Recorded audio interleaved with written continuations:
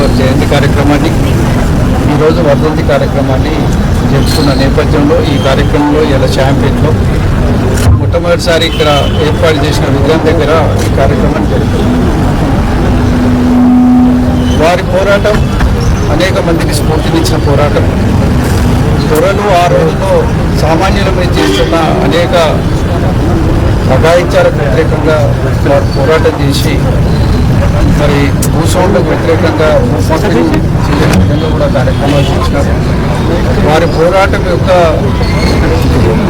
తొలి అడుగులే తెలంగాణ సాయుధ పోరాటానికి కూడా దారితీసి ఒక మహత్తరమైన పోరాటంగా చరిత్రలో నిలిచిపోయిన తెలంగాణ సాయుధ పోరాటం తెలంగాణ ప్రాంతంలో జరిగిందనే విషయం ఈ సందర్భంగా నేను తెలుస్తున్నాను. వారి అసమాన త్యాగం ఎక్కువ. ఆ వయసులో చిన్న బిడ్డలను వేసుకొని కూడా మరి విభాగాలకు వ్యతిరేకంగా పోరాటం చేయడం తెలంగాణ జాతికే స్ఫూర్తిదాయకం. ఇవాళ తెలంగాణ రాష్ట్రం సహకారం కోసం జరిగిన ఉద్యమాల్లోనే తెలంగాణలో పోరాటం చేసిన అనేక మంది యొక్క త్యాగాలు వెలుగులోకి వచ్చినాయి.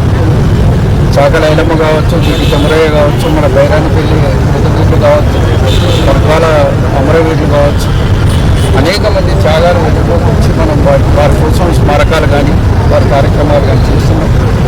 ఇవాళ జిటి కొమరయ్య గారి జయంతి వర్ధంతి కార్యక్రమాలు చేస్తున్నాం. మన తెలంగాణ సాకారమైన తర్వాత బాలూజీ గారి జయంతిని ముందునే జరుపుకున్నాం. ఇట్లా తెలంగాణ రాష్ట్రం సాకారం అయిన తర్వాత తెలంగాణలో జరిగిన పోరాట యువకులకు మనం అనేక రకాలుగా వారు చేసిన త్యాగాల్ని సమాజం గుర్తించే విధంగా కార్యక్రమాలు నిర్వహిస్తున్నాం. ఇవాళ తెలంగాణ సమాజం కూడా నేర్చుకోవాల్సింది ఒక్కటే, ఎక్కడైతే అణచివేత ఉంటుందో, ఎక్కడైతే పీడన ఉంటుందో దానికి వ్యతిరేకంగా గొంతు ముప్పడమే తెలంగాణ బిడ్డల యొక్క నైజం. అది వారి రక్తంలో ప్రవహించే సహజమైన చర్య అని సందర్భంగా నేను గుర్తు చేస్తున్నాను.